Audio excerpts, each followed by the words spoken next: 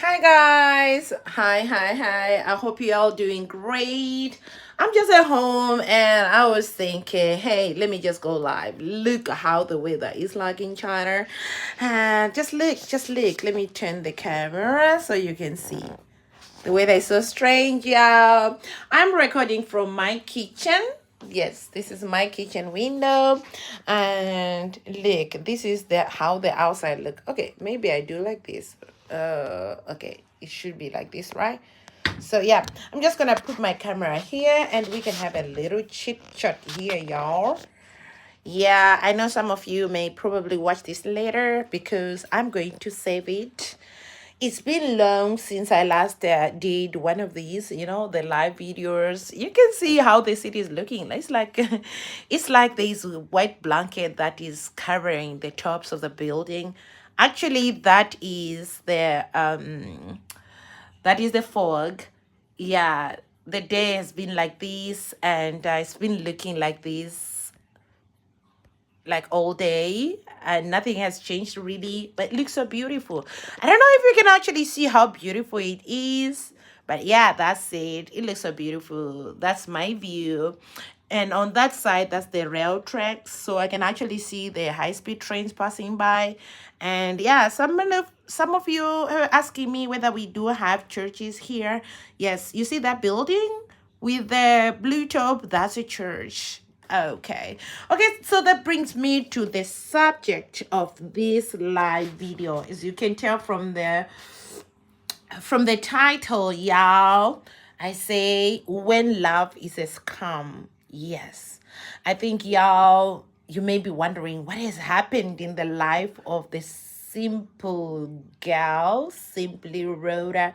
Nah, this is not about me, but this is the story of one of the very popular Kenyan YouTuber. You probably know her. If you don't, you can search for her later after this video. It's something that I just couldn't pass and I couldn't just keep quiet about what happened. And in a life, it's unfortunate when you think you are loving somebody. I'm not saying this can only happen to women. It happens with men as well. They can get scammed in love. Some people, when they love with their everything. They love with their whole being. They don't have reservations, because they fall in love. That's why it is called falling in love. They actually fall. The whole being falls in love. And sometimes we overlook the red flags. They say if something happens or whenever something happens, especially in relationship, surely there are red flags. Red flags were there, but sometimes we choose to ignore them because, hey, we can't blame each other on that. When you are in love, we can sometimes choose to ignore all the red flags. So we want to believe that people can change. We want to believe that it's a phase. Some people can actually turn out to be the best. So, but anyway, any failed relationship, there are always red flags shown prior to their final thing or the shocking thing or shocking news. Yeah, today I was watching one of her longest videos she put out there about how the relationship she had with a Filipino boyfriend ended. And yeah, she had a lot to share that in there. And I also think for most people, we have a lot to learn from that relationship. And the unfortunate thing is she had seen it coming, but she chose to stay. Why? I don't blame her because she was hoping that things may turn out to be better or the person may change, or she was just she wanted to see the good in someone, and hence she decided to go all in that relationship. She fall in that relationship and she did her best in that relationship, not knowing that probably she was doing it to someone who came in the relationship with some motives. I mean, in a story, it's so touching because I can relate. There was a point in my life I was involved with somebody like that. Yes, there was a point, and most people, maybe you have had situation like this, and I don't blame her, because when you are in a situation like that, you don't see it. You can start to see things clearly after your life has changed, or after the relationship had turned take a turn and something. That's when everything becomes so clear, and how you were scammed, everything will be so clear, just so clear like water. So yeah, let's talk about the lessons, the takeaway I took from a experience, and what we should know. It's always hard to tell somebody in a relationship, like, don't do this, don't do that. It's really hard. That's why I say love is a difficult thing, and if you try to tell, it's only outsiders who can actually see the truth or try to help you from a toxic relationship like that. But when the person is in it, you don't actually see those things. And when people tell you, you may feel like probably they're jealous, or probably they want what I have. That's why they're saying this. You won't see people are actually caring for you. So okay, let me not waste time going about and giving you advice. Let's look at this relationship with her ex, okay, the former boyfriend, the Filipino guy. The things she mentioned there, the thing she did for the guy, that when she met the guy, he was a nobody. Of course, we all know she's a very hardworking woman. She worked very hard for where she is now with the YouTube. She started from scratch to where she is. So it was not an overnight success for her. She really worked hard for a channel. I think some of you may know, or you may have heard about her and the situations that she went through to get where she is. She's a traveler. She is a strong woman. She's one of the people that I aspire to be on my journey as a YouTuber. Okay, now to cut things short, she went to Philippines and she met this guy, a Filipino guy. I'm sure the guy did his homework very well about this girl. He was just a nobody with nothing. He was a nobody with even less than 300 subscribers on his Instagram. That's how you can tell that he was just a nobody. So when he met up with D, being a single lady in a foreign country, it's very easy to fall in love. And if somebody show you that they care about you, but like I say, she didn't know the motives of this guy, right? Of course. So she fell head in love. And somehow along the lines, I think she motivated the guy to start YouTube, of which the guy had no money. Like she said, the guy had no money when they met. He was just a poor guy. So I think the guy is seeing that D was making money out of YouTube. I think he was motivated, or he knew he wanted to be a YouTuber, but he wanted to kickstart. We know that YouTube is not easy. Growing YouTube is not easy. But him involving himself with somebody who is already set up in these YouTube streets, he knew very well that it can be an overnight success for him. Hence, he planned. I think he had a master plan about the whole thing, And yeah, they work out together. They started a couple's channel, which grew very fast in a short space of time.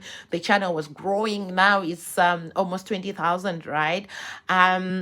Then the guy, like, what did he say? I can understand. She really invested in this guy, because she was doing it out of love, because she saw this as a relationship that would last longer, because she didn't fall in love with this guy for his possessions or whatever. Like I said, she met this guy being a nobody, so she knew she was falling in love for love. She was in for love, but she didn't know the motive of the other partner here, the boy, what I mean. So I think the boy had a motive to grow a YouTube channel and be a YouTuber and make it in life by using D, so of which his plan worked. But then what hurts the most is D invested a lot in this relationship. Like, she was literally taking care of this boy. She was literally taking care of this man, giving him, providing for him, even taking care of the family. You know what, man? This is a big red flag. Whenever you start a relationship and somebody talks about money, run, dear sis, or run, dear brother. You are not there to start a relationship and take over everyone's problems and troubles.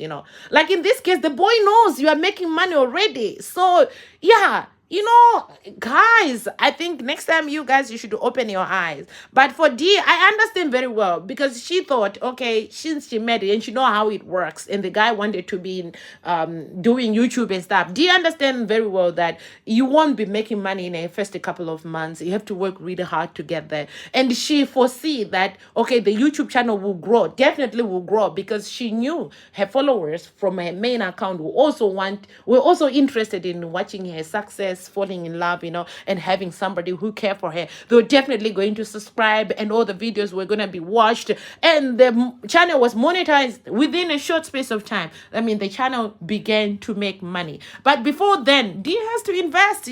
She had to help buy a camera, invest in the correct, right gadgets. She understood how YouTube works, so she knew she was investing in a boyfriend, and she was not investing in a short-term thing. She knew the relationship was going there for a long haul. So that's why she was doing all this. In her explanation, I can actually understand why she was doing all these things, because she saw it. She understands how YouTube works, and she knows there's money in YouTube. Hence, she was not so reluctant in helping this guy or buying these things for the guy. She knew either way, sooner or later, the guy would start making money. But the guy was not in there for good reason. See, the fog, guys, is becoming heavier and heavier. Now we can't see the buildings at all. They are all covered in fog. But anyway, let's continue with this. So this guy, hence he's scammed. He's a scammer. He's a real-time scammer. I'm sure if Dee can do some previous researches, and I think you can find out that this guy is a big scammer. So okay, let's continue. So Dee invested, buy gadgets like laptops, I mean the camera, the GoPro, that's what she mentioned, and other things, and investing, helping the boys' parents to start up a shop so that they can be financial stable. All this was this money.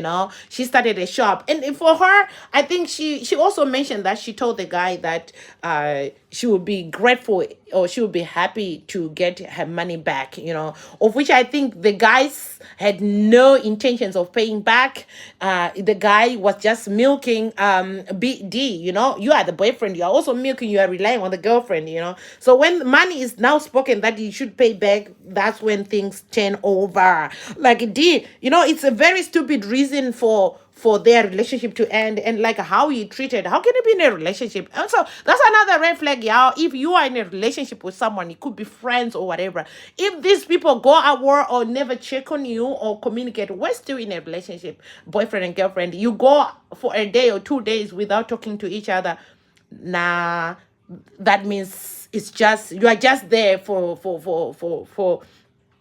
relationship's sake, but there is nothing going on. Because if someone is truly in love with you, truly respects you, how can you not check for your loved ones? It doesn't matter you're in another country or what. There are texts, there's social media nowadays. You can do all sorts to communicate and get in touch. So that's why I say it was a very big red flag. But anyway, Dee saw it coming. Like she mentioned, the couple's channel, they all had access to it. Of course, they're a couple, so they should all have access to this channel, right? But then she said the red flags came again when she noticed that the guy changed the passwords and something like that. That means he was taking over the channel behind Dee's back. That can actually tell that this was a master plan. The guy had planned this, y'all. The guy had planned this. He knew that he wanted to use this girl and get out of it. Now he was changing all the passwords. Dee has no access to it. I think even the AdSense was linked to his account and stuff like that. Oh, that was a scammer. Yeah, those were red, very red flags in there. I don't know why Dee stayed there, but sometimes you just want to see the good in people. We always give, we women, we give the benefit of doubt on this. It just make me boil with anger. This boy, he just used the D for fame. But sometimes I always say karma has a very funny way of doing things. I don't know what will happen with this guy. He was successful in scamming D, and yeah, now you think he got it, or now if you find him, he's crying crocodile tears and denying everything, of which I think D should just let this go. Let just have peace, forgive yourself for trusting this scammer, and move on. Like I said, I've been there. I have done things like that. So that's why for me, I don't trust the people that much. And in this case now, the big takeaways from this, that I think these are lessons everyone in a relationship, or everyone who is trying to be in a relationship, take away. Number one, do not be quick to stretch your hand in any circumstances in terms of relationship. Do not, because that will give the other person the wrong impression, of which instead of being there for you, they will now see you as a bank or somehow. Lesson number two, never take care of your fiance, boyfriend, whoever's family. It's not your duty. It's not your duty. Never ever be involved with family at that stage, unless you are married. You guys, you are married. Before then, never be the family financer, never be the Mother Christmas, Father Christmas, Mother Teresa, whoever. Never do the philanthropy work. That is a no. Never do that, because, you will regret if things don't work well. These are things that will pain you, because you look at the tangible. You think of the money you have invested. You think of the money that you have wasted taking care of one's family, and someone to just enjoy the fruits of your hard work. So never. This is takeaway number two. Takeaway number three, the moment someone mentions about money, that's a red flag, and you should run, my sister. You should run, my brother. The moment money is mentioned in the early stages of a relationship, run with your dear life. It doesn't matter how much you have. It doesn't matter you own the bank. People will love you for the wrong reasons. Number four, if you are somebody who is famous, you have to really look closely to people who claim to love you, because nobody loves you from nowhere. Some people, of course, no, I can't say nobody. Of course, people may love you, true love, right? But you should not be quick to believe people, if especially you are somebody who is famous, who is doing very well, because there are people out there who are spending their days and nights trying to strategize on ways to get to you. So do not jump for love. Do not be that desperate for love. Do your homework and do it very well, and don't jump to love. First, become friends with somebody. You can stay for 6 months or whatever, as long as you can, until you have that much trust. And if they can stay for that long, that means they are real. If they are there just to scam you or whatever, they won't stay, they won't insist for that long. Sure, I tell you, they will move on to the next victim. So do not jump to fall in love, because that's how you can be connived, that's how you can be scammed. Because these scammers, they can study you, they can study your traits, they can study how you do things. They can literally know you like the back of their palm, So be careful again on that one. Do not fall for scammers. Okay, so yeah, that's it, y'all. So for me, I'm just praying for Dee to come to her senses and to forgive herself and move on, because there's nothing she can do to change what has happened, but only what she can do is to move on, have peace with herself, and move on. Life doesn't end there. People who get rich or who get famous for wrong reasons, karma is the bitch. Karma will be waiting for them. So yeah, that's it, y'all. Thank you for watching, and I hope you subscribe. We are still on the wrong to 4K. Yo, the YouTube streets are very hard, y'all, but with your support, I know we can get there. We can reach that milestone, and thank you for the support. This is from me to you. Have a good day. See you in the next video, y'all. Bye.